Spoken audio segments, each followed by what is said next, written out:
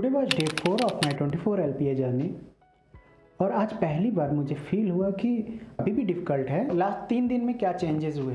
Day 1 में थोड़ा confuse था मैं कि क्या करना है, कहाँ से स्टार्ट करना है। डे 2 में मैंने एक प्रोसेस बनाया जो कि जिस प्रोसेस को मैं फॉलो करूँगा और कहाँ से स्टार्ट करना है वो चीज़ें मैंने डिफ़ाइन की पहले। डे 3 में मैंने पैटर्न अवेयरनेस पे ध्यान दिया, चीज़ों को जो प्रोसेस मैंने बनाया था उस प्रोसेस को फॉलो करने लगा। और आज का फोकस था एक स्पेसिफिक पैटर्न पे काम करना और उसको प्रॉपरली समझना।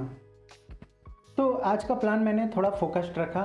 2 DSA प्रॉब्लम, सेम पैटर्न पे 2 DSA प्रॉब्लम सॉल्व करने हैं, पैटर्न आइडेंटिफाई करना है और उसे अप्लाई करना है, टाइम कॉम्प्लेक्सिटी क्लियरली लिखना है, जावास्क्रिप्ट में इवेंट लूप रिवाइज करना है, बैकएंड में कैचिंग को इंट्रोड्यूस करना है और उसे इम्प्लीमेंट करना है। मैं क्वांटिटी पे काम कर रहा हूँ पर डेप्थ पर ज़्यादा ध्यान दे रहा हूँ।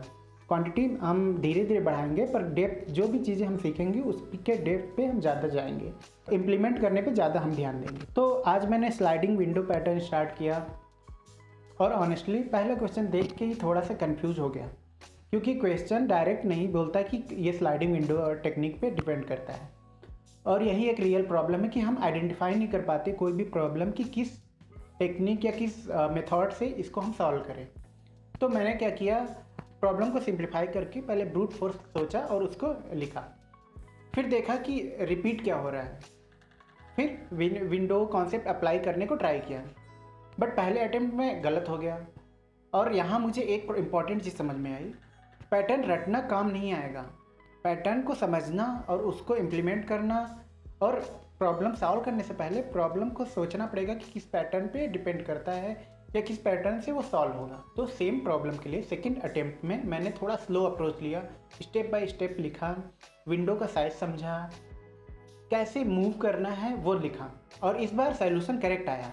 और सबसे इम्पॉर्टेंट, मैं एक्सप्लेन कर पा रहा था सोल्यूशन को और ये पहली बार फील हुआ कि हाँ अब मुझे समझ में आ रहा है और चीज़ें ईजी हो रही हैं मेरे लिए। और किसी भी प्रॉब्लम को सॉल्व करने से पहले मैं समझ पा रहा हूँ कि क्या करना है उसमें एग्जैक्टली। फिर मैंने सेकेंड प्रॉब्लम ट्राई की और ये एक टेस्ट था कि क्या मैं सेम पैटर्न्स अप्लाई कर पा रहा हूँ या नहीं। स्टार्टिंग में थोड़ा हेजिटेशन था बट बार बार मैं लिख रहा था और ट्राई कर रहा था, बट इस बार मुझे आइडिया था कि कैसे अप्रोच करना है और यही डिफरेंस क्रिएट करता है कॉन्फिडेंस। तो जब मैं चीज़ों को बार बार रिपीट कर रहा था और चीज़ों को समझ के कर रहा था तो मैं धीरे धीरे कॉन्फिडेंट हो रहा था। बैकएंड में मैंने कैचिंग का इंट्रो देखा, क्या होता है, कैचिंग को यूज़ क्यों करते हैं और कैचिंग को यूज़ कहाँ करना चाहिए। अभी इम्प्लीमेंट नहीं किया है बट तो आज का मेन लर्न ये है कि पहला, पैटर्न आइडेंटिफाई करना एक स्किल है जो कि जितना ज़्यादा से ज़्यादा प्रॉब्लम सॉल्व करेंगे उससे आता है। दूसरा चीज़ मैंने आज सीखा कि स्लो जाने से क्लैरिटी आती है। तीसरा, रिपीट करना इम्पॉर्टेंट है। सेम प्रॉब्लम को आप बार बार सॉल्व करते हैं या एक से ज़्यादा बार सॉल्व करते हैं तो आपको एक आइडिया लग जाता है कि सेम पैटर्न पे अगर कोई दूसरा प्रॉब्लम आता है तो आप कैसे सॉल्व करेंगे। चौथा, explanation is equal to real understanding. तो आप जब किसी भी प्रॉब्लम को एक्सप्लेन कर पाते हैं तब आपको वो प्रॉब्लम प्रॉपरली समझ में आता है।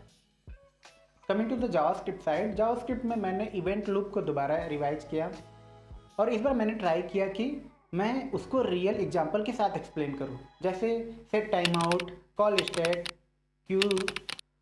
और जब तुम एग्जांपल के साथ एक्सप्लेन करते हो तो क्लियरिटी ऑटोमेटिकली इम्प्रूव होती ही है। तो जो भी मैं कॉन्सेप्ट सीखूंगा उसको मैं प्रॉब्लम के साथ एक्सप्लेन करूंगा और उसको इम्प्लीमेंट करने के लिए ट्राई करूंगा। तो अब मुझे एक चीज़ क्लियर हो रही है कि मैं पहले जल्दी जल्दी मूव करता था, नया टॉपिक, हर डे नया प्रॉब्लम लाओ, नया टॉपिक लाओ, हर एक घंटे नए नए चीज़ सीखो।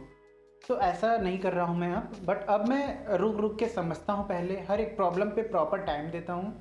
और यही अप्रोच थोड़ी बोरिंग लग सकती है पर उससे ही रिजल्ट आएगा और लॉन्ग टर्म में यही काम करेगा, ना कि जल्दी जल्दी ढेर सारे प्रॉब्लम सॉल्व करना और उसको इम्प्लीमेंट ना करना, बस प्रॉब्लम का काउंट बढ़ाना, वो काम नहीं आएगा। तो आज का ये हो गया। कल के लिए क्या प्लान है, स्लाइडिंग विंडो को के और नए प्रॉब्लम ट्राई करूँगा, 1-2 नए वेरिएशन स्लाइडिंग विंडो टेक्निक पे बेस्ड प्रॉब्लम को सॉल्व करूँगा, इवेंट लूप को और स्ट्रॉन्ग करूँगा और कैचिंग को थोड़ा इम्प्लीमेंट करना और उसको डेप्थ में समझना और कुछ उसके बेस्ड प्रॉब्लम और टेक्निक को इम्प्लीमेंट करेंगे हम कोड में।